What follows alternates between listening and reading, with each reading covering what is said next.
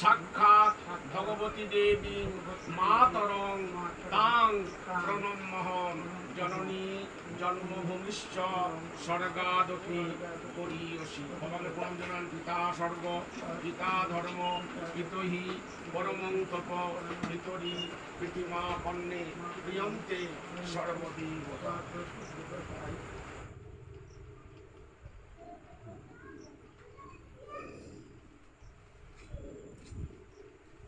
মালাগুলো দিতে হয় কিসের?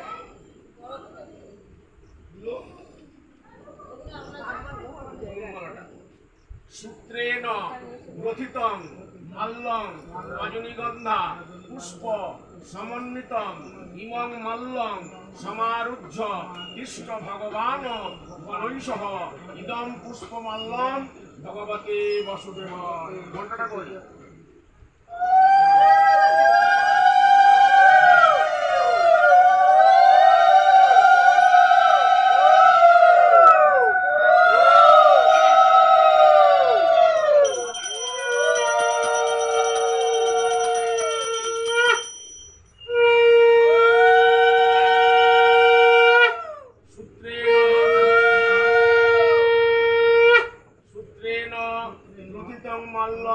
রজনীগন্ধা পুষ্প সমন্বিতম ইমং মাল্যং সমারুহ্য তিষ্ঠদেব গণৈষঃ ইদং পুষ্পমাল্যং শ্রীমদ্ভগবদ্গীতায় নমঃ। এটাকে হাত দেন, হাত দিন, হাত ধরে। শ্রীকৃষ্ণ হৃদয়ং গীতা সংসার মলনাশিনী জ্ঞান ভক্তি মুক্তিদাত্রী গীতা দেবী নমস্তুতে। ভাগবতকে হাত দিয়ে প্রণাম করুন। সচ্চিদানন্দ রূপায় শিষ্য পত্তাদি হেতবে তাপত্রয় বিনাশায় শ্রীকৃষ্ণায় বয়ং নমঃ। নমো ভগবতী বাসুদেবায়, নমো ভগবতী বাসুদেবায়, নমো ভগবতী বাসুদেবায়।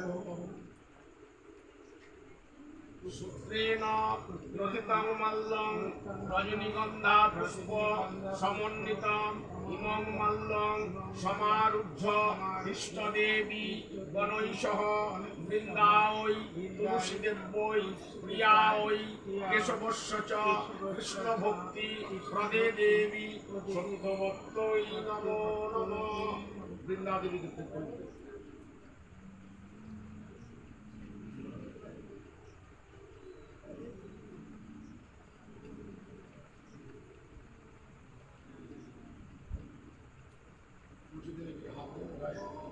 প্রসীদ জননী সুখ সৌভাগ্য বর্ধিনী আদি ব্যাধি হরে নিত্যং তুলসীকাং।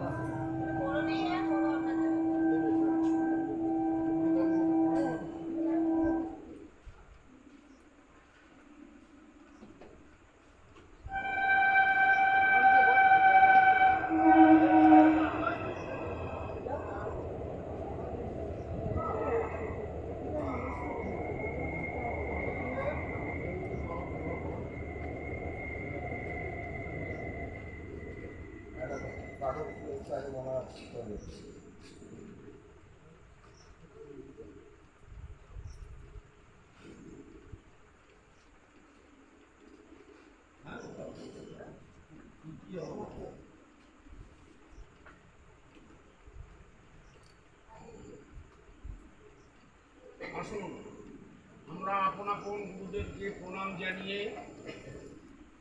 গুরুদেবের কৃপা আশীর্বাদ নিয়ে ভগবানের চরণে শ্রদ্ধাঞ্জলি দিয়ে। মায়ের নাম কি আপনার? সন্ধ্যা রায়ের আত্মার শান্তি কামনার্থে গীতা পাঠ ভাগবত পাঠ আলোচিত হবে এই হরিবাসরে, যাতে তার আত্মার সদ্গতি প্রাপ্ত হয়।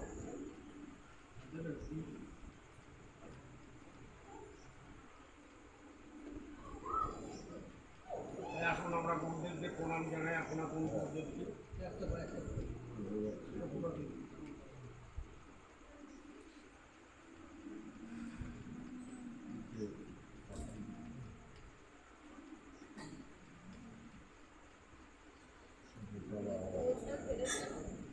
উনি আসছেন বৈষ্ণব।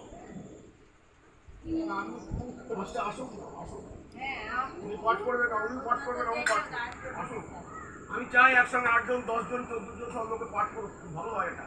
একা ব্রাহ্মণের জায়গার আসলে এই ব্যাসাসন দখল করে বসে থাকবে এটা আমি চাই না। যারা পাঠ করতে পারেন সবাই পাঠ করবে।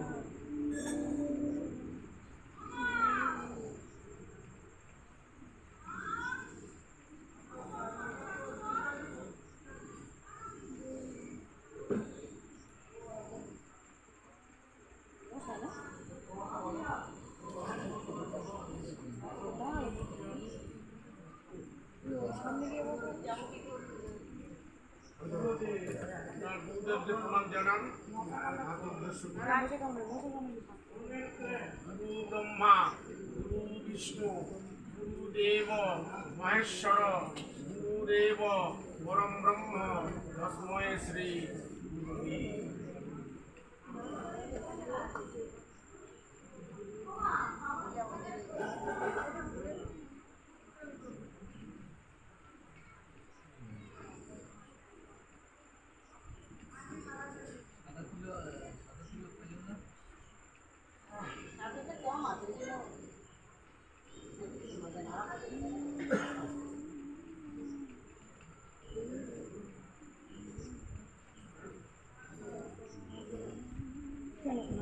আমি একটু মঙ্গলাচরণ করি, আপনারা সকলে মন দিয়ে শুনবেন।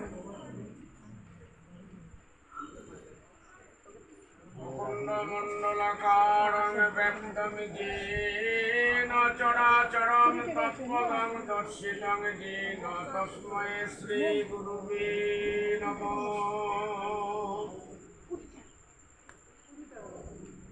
পঞ্চাকল্পতরুভ্যশ্চ কৃপা সিন্ধুয়েব চ পতিতানাং পাবনেভ্যো বৈষ্ণবেভ্যো নমো নমঃ।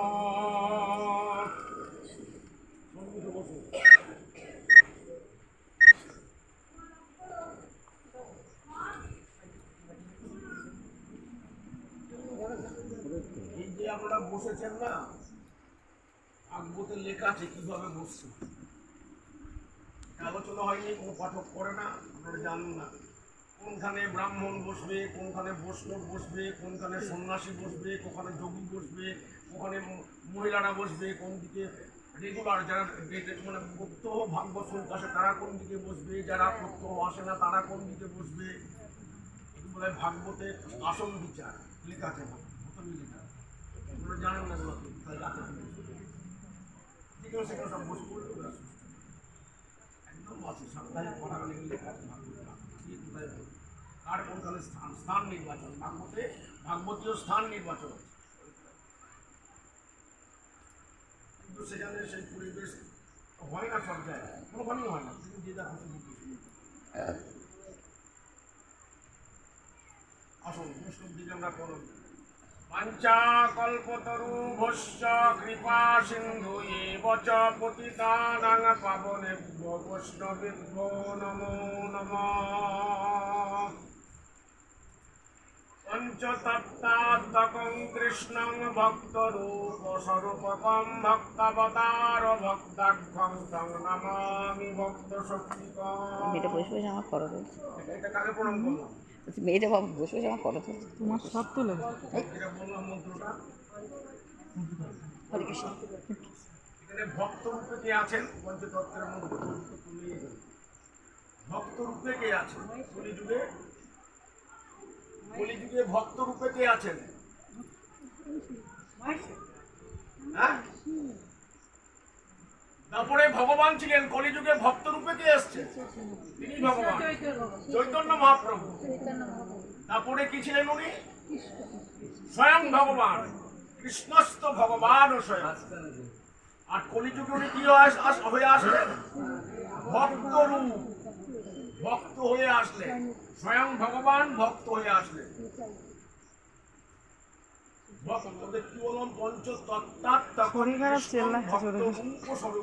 ভক্তের স্বরূপটাকে নিত্যানন্দ বলরাম, তারপরে যিনি বলরাম ছিলেন, নিত্যানন্দ প্রভু হচ্ছে ভক্ত স্বরূপ। আর ভক্ত অবতারকে, মন্ত্রটাই কি বললাম, ভক্তের অবতারকে, যিনি বিষ্ণুর অবতার হয়ে এসেছিলেন, শিবের অবতার হয়ে এসেছিলেন, কে সেটা কলিযুগে? কে? অদ্বৈত। আর ভক্ত শক্তিকে, যিনি রাধারানীর অবতার হয়ে এসেছিলেন, কে? গদাধর। রাধারানীর স্বরূপ হয়ে তিনি এসেছিলেন কলিযুগে, গদাধর। আর ভক্তকে, ভক্ত ভক্ত শ্রীবাস, তিনি নারদ ছিলেন আগে। তাহলে চৈতন্য মহাপ্রভুকে দাপরে গেছিলেন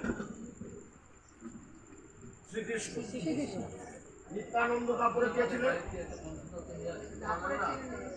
নিতাই, কলিযুগে নিতাই দাপরে গিয়েছিলেন। লক্ষণ তো ত্রেতা যুগে ছিল। অদ্বৈত। আর রাধারানীর স্বরূপ হয়ে কে আসলেন? যিনি রাধারানী ছিলেন, তারপরে কলিযুগে কে রাধারানী হয়ে আসলেন? কে? গদাধর। ভক্ত শক্তি মনে বুঝতে হবে এগুলো। আমি মানে তো হরিনাম সংকীর্তন যেখানে যাচ্ছি, ভাগবত শুনছি, চলে আসলাম। কি আপনার ঝুলিতে কি নিয়ে আসলেন? আপনার ঝোলা অন্তরের মধ্যে কতটা ভরে আনলেন? অন্তরের দর্পণ, অন্তরের সব কিছু পরিষ্কার হবে। তাহলে ভক্ত শক্তি হচ্ছে গদাধর, আর ভক্ত হচ্ছে কে? শ্রীবাস, যিনি নারদ ছিলেন। এই পঞ্চতত্ত্বাত্মকং কৃষ্ণং ভক্ত রূপ স্বরূপকং ভক্তাবতার ভক্তাক্ষং তং নমামি ভক্ত শক্তি। এই হচ্ছে প্রণাম পঞ্চতত্ত্বের। এবার আসুন আমরা বৃন্দাদেবীকে প্রণাম জানাই। বৃন্দা ওই তুলসী দেবৈ প্রিয়া ওই কেশবস্য চ কৃষ্ণ ভক্তি পদে দেবী সত্যবত্তৈ নমো নমঃ। পঞ্চতত্ত্বের বন্দনায় যায়। অজানুলম্বিত ভুজৌ কনকবদাতৌ সংকীর্তনৈকপিতরৌ কমলায় তাক্ষৌ বিশ্বম্ভরৌ দ্বিজভরৌ যুগধর্মপালৌ বন্দে শ্রীকৃষ্ণ চৈতন্য চন্দ্র করুণাবতারৌ। আসুন আমরা ভগবান শ্রীকৃষ্ণকে প্রণাম জানাই।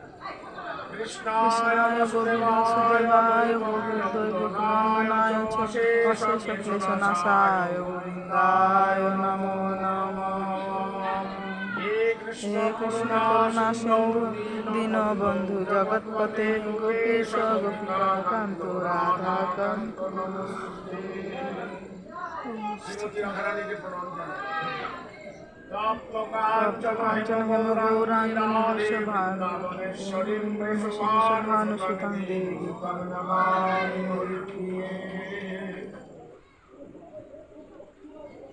আসুন আমরা পঞ্চতত্ত্বের মহামন্ত্র।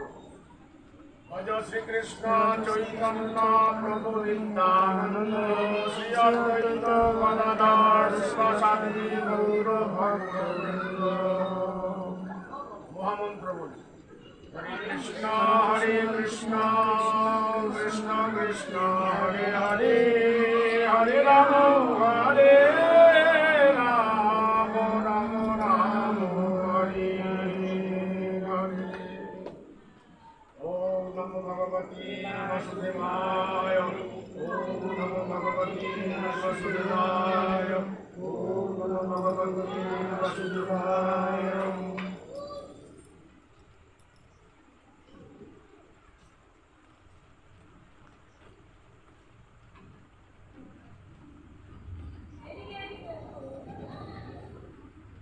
সংকল্পে আমি কি বললাম?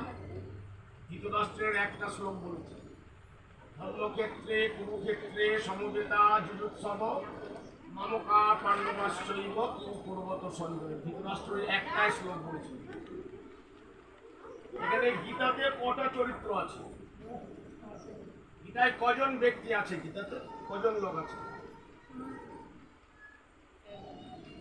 ধৃতরাষ্ট্র আছে, অর্জুন আছে, স্বয়ং ভগবান শ্রীকৃষ্ণ আছেন, আর কে আছেন?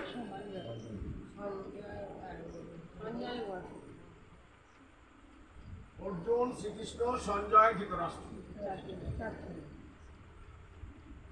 এই চারজনই শ্লোক বলেছেন। তার মধ্যে ধৃতরাষ্ট্র একটা শ্লোক বলেছেন। ভগবান শ্রীকৃষ্ণ বলেছেন 575টা শ্লোক এই গীতাতে, 575। অর্জুন বলেছেন 84টা শ্লোক, সঞ্জয় বলেছেন 40টা শ্লোক। এই হচ্ছে সপ্তপদী গীতা, 700 গীতা, 700 শ্লোক। গীতাকে কি বলা হয়? সপ্তশতী গীতা, 700 শ্লোকের গীতা। এই গীতাটা কোথা থেকে নেওয়া হয়েছে? ভগবানের মুখ নিঃসৃত বাণী। গীতাটা কোথা থেকে নেওয়া হয়েছে? মহাভারতের কোনখান থেকে নেওয়া হয়েছে? মহাভারত থেকে নেওয়া হয়েছে। মহাভারত কার লেখা? ব্যাসদেবের লেখা। কত শ্লোক আছে সেক্ষুনি বললাম সংকল্পে, 100 সহস্র মানে 1 লক্ষ, 100 মানে 100, সহস্র মানে 1000, হাজারের সঙ্গে আর 100 দিলে কত হয়? 5টা, একের পর 5টা শ্লোক দিলে 1 লক্ষ। তাহলে মহাভারতে কত শ্লোক আছে? 1 লক্ষ শ্লোক। তার মধ্যে ভীষ্ম পর্ব থেকে এই গীতাটা নেওয়া হয়েছে। কোন পর্ব থেকে? ভীষ্ম পর্ব। মহাভারতের ভীষ্ম পর্ব থেকে 25 থেকে 42 শ্লোক, 25 থেকে 42, 25, 26, 27, 28, 29, 30, 31, 32, 33, 34, 35, 36, 37, 38, 39, 40, 41, 42, এই 18 অধ্যায়ে গীতা। এটা হচ্ছে 18 অধ্যায়, 700 শ্লোক, 575 শ্রীকৃষ্ণ বললেন, 84টা অর্জুন বললেন, ধৃতরাষ্ট্র একটা বললেন, সঞ্জয় 40টা শ্লোক বললেন। এই হচ্ছে গীতা। গীতা পাঠ শ্রাদ্ধ বাসনে কেন করা হয়? সর্বপাপ বিনির্মুক্তা বিষ্ণুরূপং সর্বচ্ছতে।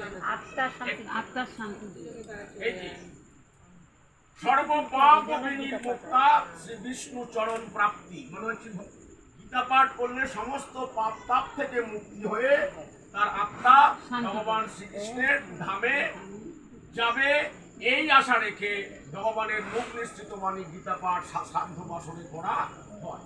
সমস্ত তার জীবনে যত পাপ তাপ করেছে, আদি দৈবিক, আদি ভৌতিক, আধ্যাত্মিক। আদি দৈবিক পাপ কোনটা?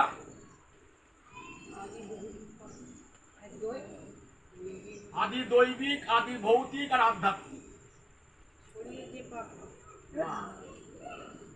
আদি দৈবিক পাপ হচ্ছে কোনো বজ্রাঘাতে যদি কারো মৃত্যু হয়, সর্পদংশনে যদি কারো মৃত্যু হয়, এগুলো হচ্ছে আদি দৈবিক পাপ।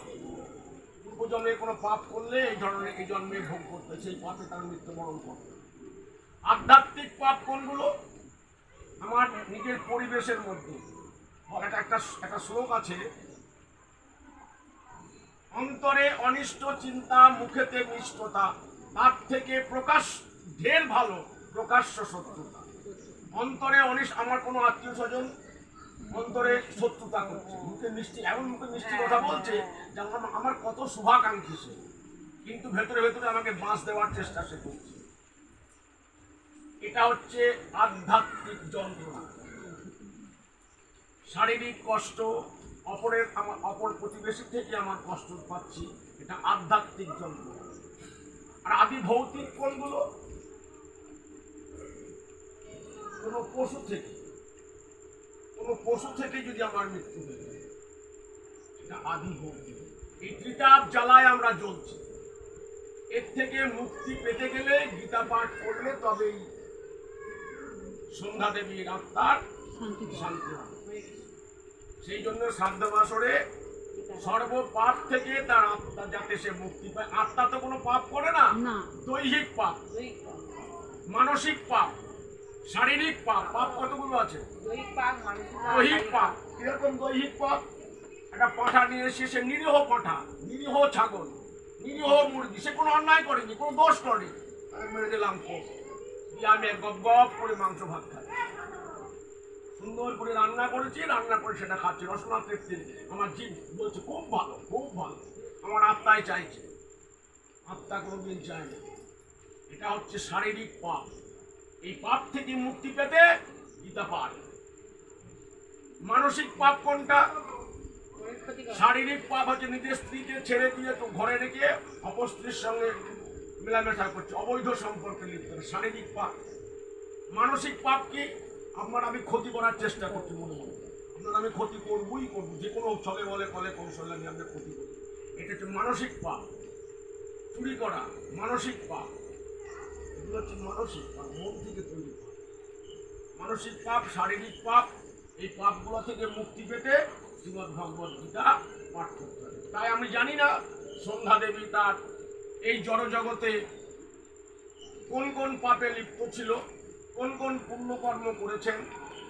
তাই আমরা সবাই মিলে তার আত্মার শান্তি কামনায় আজকে বাৎসরিক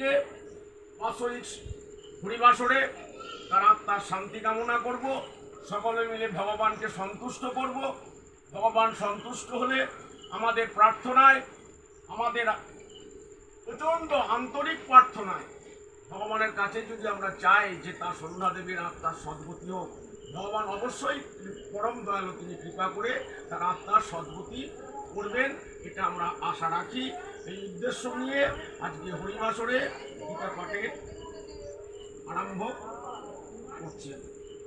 এবার আপনারা বলুন কটা অধ্যায় বলেছি আমি? 18 অধ্যায়। প্রথম অধ্যায় কি?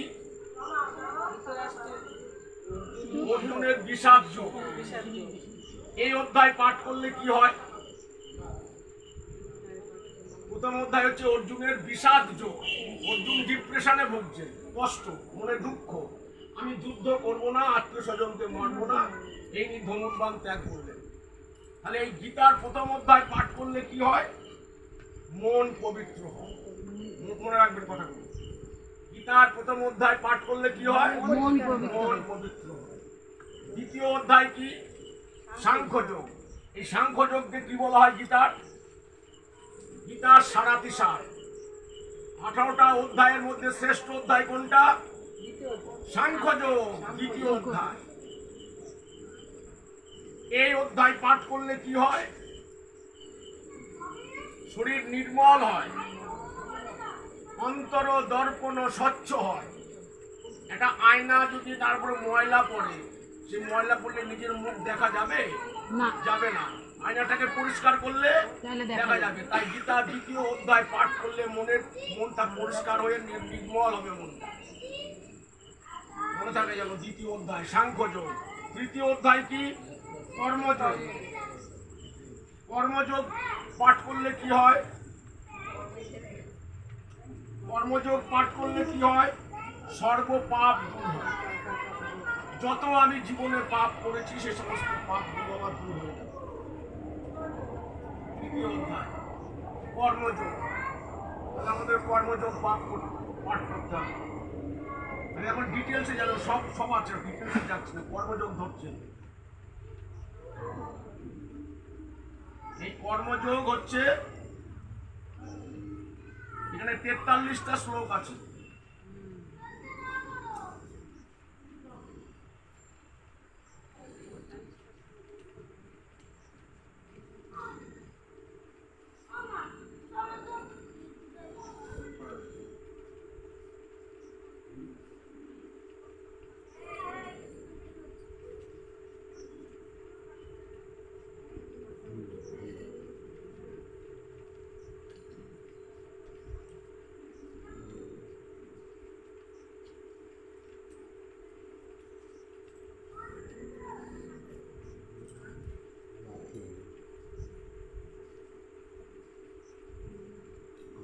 শ্লোক বলবো, শ্লোকটা বলতে হবে।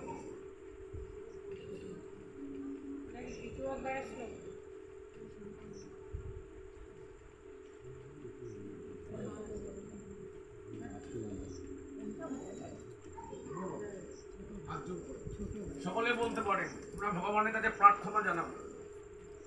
সাংখ্যযোগের 22 নম্বর শ্লোক বলুন। আপনারাও সবাই বলতে পারেন, কারণ আমরা সবাই মিলে প্রার্থনা করব, সন্ধ্যা দেবীর আত্মার শান্তি কামনা করব আমরা। তাই ভগবানের কাছে গীতা শ্লোক বলে ভগবানকে সন্তুষ্ট করতে পারলে আমরা এই মৃত্যু পরীক্ষা থেকে উদ্ধার হব। বলুন, বাসাংসি জিন্নানি যথা বিহায় নবানি গৃহ্ণাতি নরহ পরাণি তথা শরীরানি বিহায় জিন্না নান্নানি সংজাতি নবানি দেহি। মানেটা কি? মানুষ যেমন পুরানো কাপড় ফেলে দিয়ে, ছেঁড়া কাপড় ফেলে দিয়ে নতুন কাপড় পরে, আত্মার তদ্রূপ, মানে সেই রকম পুরানো জরাজীর্ণ দেহ ছেড়ে নতুন দেহ গ্রহণ করে। দেহ ধারণ করে, ইহান্তর প্রাপ্তি। গীতার এটা হচ্ছে সাংখ্যযোগের শ্রেষ্ঠ শ্লোক।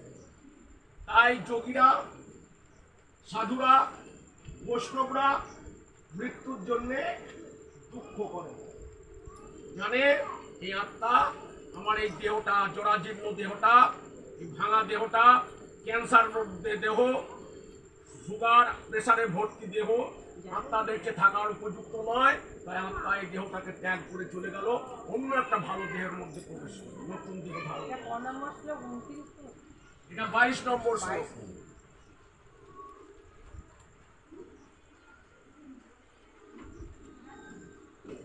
আমি এক একটা বলুন, আবার বলুন। কুলো ক্ষয়ে প্রণশ্যন্তি কুলো ধর্মা সনাতনা ধর্মে নষ্টে কুলং কৃষ্ণ ধর্ম ভিহি ভবত্ত। দেখো অর্জুন বলছেন, কি বলছেন? আমি যদি যুদ্ধ করি, আত্মীয় স্বজনকে মারি, আমার কি হবে? কুল ক্ষয় হবে, এবং এই রক্ত মিশ্রিত, এই আমার আত্মীয় স্বজনকে মেরে রক্ত মিশ্রিত সিংহাসনে আমি বসতে পারবো না। চাই না, তাই আমি যুদ্ধ করব না। এই বলে সে কি করলো? বলছে আমার যদি কুল ক্ষয় হয়, তাহলে আমার কি হবে? ধর্ম অধর্মে পরিণত হবে, আমি পাপিতে পরিণত হবে। আমি তাই শারীরিক কোনো পাপ করতে চাই না, আমি নিজে হাতে ধনুক বাণ দিয়ে আমি মারতে চাই।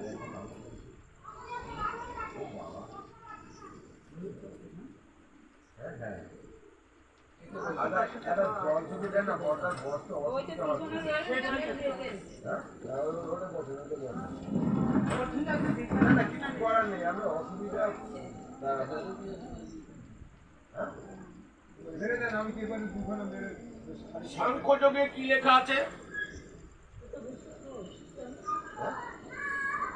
সাংখ্যযোগ হচ্ছে গীতার সারাদিশার। এখানে কর্মযোগ, জ্ঞানযোগ, সাংখ্যযোগ এবং বুদ্ধিযোগ, এখানে আত্মার জ্ঞান দেওয়া হয়েছে, আত্মার। সাংখ্যযোগে কি দেওয়া